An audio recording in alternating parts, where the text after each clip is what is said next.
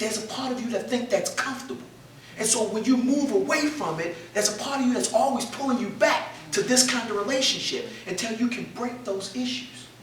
You see, this is the hurt in the child that's saying, let me out, protect me, and let me out of here. But this is also what you know. So there's always something that keeps pulling you back, and it's always a fight to cut that off and move over here. And even when it feels like you've successfully done it, all it takes is one of those people in that circle to say something to trigger you, and boom. Once again, you're 5, 6 years old and you're living in that environment again. And it's very real. So you've got to let that energy go. And you let that energy go. So on the third day, after you had your conference with all of those people who can pull you back, now you write your letter. You write your letter to your niece and your family. It's just one, written to them. And in that letter, you express everything that you need to express. This is getting that last little bit of energy out. You fold that letter up, you address it to them, you never put a stamp on it, you never mail it. And if, after that, before I get to that, after you sealed it up, spend some time loving yourself. One of the things, and man, it's going to sound gay to you, but I could care less. One of the things I like to do is get in a nice hot bathtub, put some rose oil in there or something, and just put some candles, play some nice music, maybe some jazz or some love songs, and just sit back and allow my mind to go. I'm not even trying to regulate my mind, I'm just allowing it to go. And I don't care what comes through because I'm not judging any of it. I'm just allowing it to flow. And I'm allowing all of the stuff within me just to come out. If I need to scream, then I scream. Now, I try not to scream too loud because my bathroom's connected to my neighbors. They're just on the other side of the wall.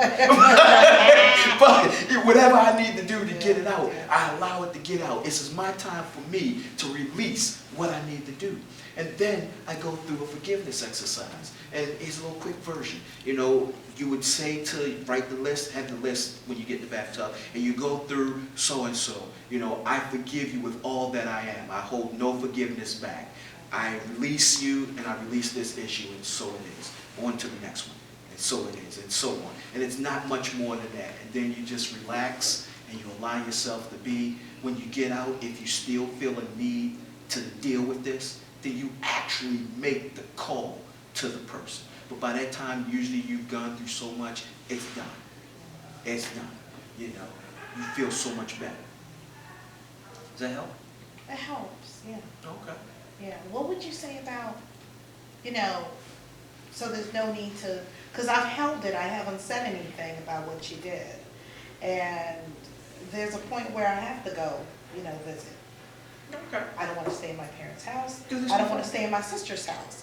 Because now I'm caught between, you know, having the controlling aspect of my parents and not being able to leave my pocketbook around my niece, living at my sister's. And I feel like what's left unsaid becomes the standard.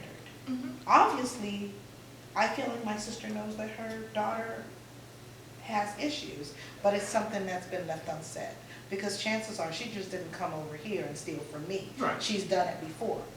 Probably even my mother, her grandmother, or somebody, so they know. So when that happened, I was like, okay, and I'm a seeker of the truth. What got me was, oh, do I speak up? Do I hold back? And if I hold back, then it means I have to stay away, because if I'm in their presence, at some point, it's gonna come out. Do this that I just talked about, and like I said, especially before you go over there. Because after that last day, and you've gone through doing that final forgiveness in the bathtub, after you've done that, if there's anything left, then that's when you actually address the person. Because usually by then you have released so much energy around it that there's nothing left. You no longer feel that need. You know, so do that first, and then judge where you are. Okay. The fifth principle, the fifth tip, should I say, is, like I said, get naked and be naked. And in this, we're talking about communication. We're talking about being psychologically, mentally, and emotionally naked. A lot of times people get in relationships and we hold parts of us back.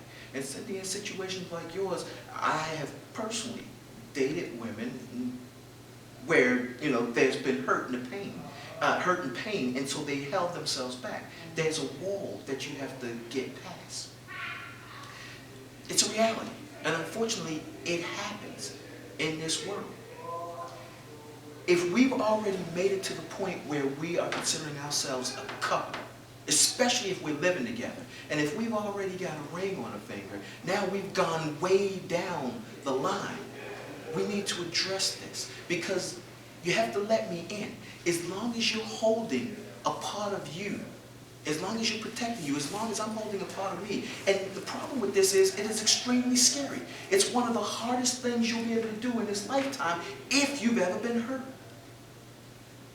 Most people have been hurt. Almost every adult I know has had a broken heart. So it becomes hard because you're putting yourself out there.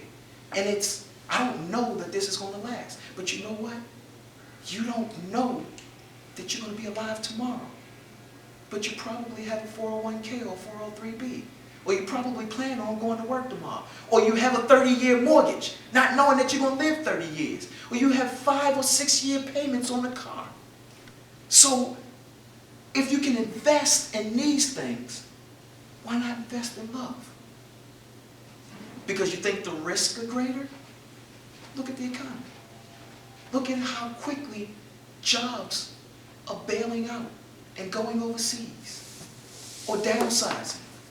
So you're putting your faith in your employer that you'll be able to pay for this car for 5, 6 years or this house for 30 years. But you're not putting your faith in the person who you lay your head next to every night, that they're going to be there.